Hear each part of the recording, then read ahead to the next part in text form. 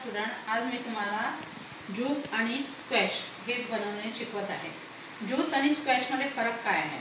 Juice हे रसाळ फळापासून बनतो आणि स्क्वॅश ज्या फळामध्ये गर असेल त्या फळांपासून बनतो।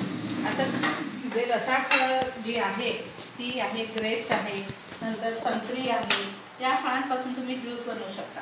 तर ज्यूस बनवण्याची प्रक्रिया सगळ्या फळांपासून ज्यूस बनवण्याची प्रक्रिया एकसारखीच आहे, फक्त स्टेप्स ज्या आहेत त्या एकसारख्याच आहे, फक्त फळं इथं बदलतं आणि इन्ग्रेडियंट्स जे लागतील याच्यासाठी ते लागतील तुम्हाला फळ, शुगर, नंतर सायट्रिक ॲसिड नॅचरल बनवायचं असेल तर, आणि जर टिकवायचं असेल तर केमिकल प्रिझर्वेटिव्ह। याच्यामध्ये ज्यूसमध्ये केमिकल प्रिझर्वेटिव्ह तुम्ही सोडियम बेन्झोएट टाकू शकता किंवा KMS टाकू शकता।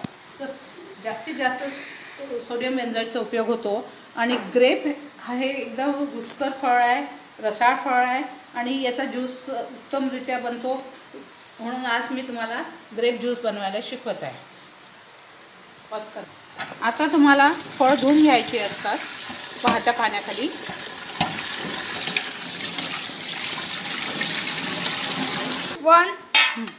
त्यानंतर ही फळं ट्रिम करायची असतात। ट्रिम करणे म्हणजे काय की जो नको असलेला भाग असतो तो काढून टाकायचा असतो, त्याला ट्रिमिंग ही प्रक्रिया म्हणतात। आता यामध्ये आपल्याला नको असलेला भाग कोणता आहे? हे जे फांद्या आहे त्या आपल्याला ज्यूससाठी नको असतात, तर त्या काढून टाकायच्या आहे आपल्याला।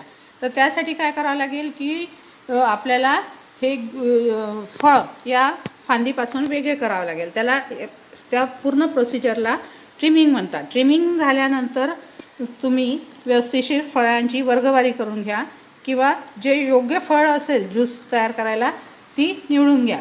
आता यातली जी फळं आहे फ्रेश आणि ताजी आणि हिरवी, ती फळं तुम्ही ज्यूस करायला घेऊन घ्या।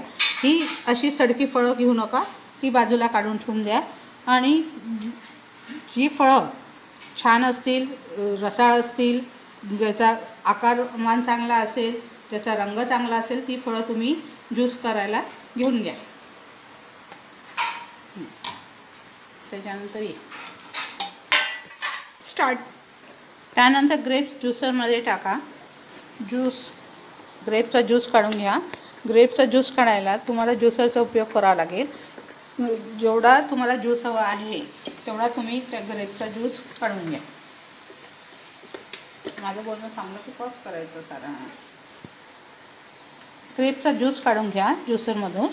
आणि ज्यूस काढायसाठी तुम्हाला ज्यूसरचा उपयोग करू शकता तुम्ही। ज्यूसर नसेल घरी तर मिक्सरचा उपयोग करा। आणि त्यासाठी तुम्हाला हँडमेड ज्यूसर घरी असेल तर हँडमेड ज्यूसरचा उपयोग करा। आपल्या वर्कशॉपमध्ये आपण इलेक्ट्रिक ज्यूसरचा उपयोग करतो।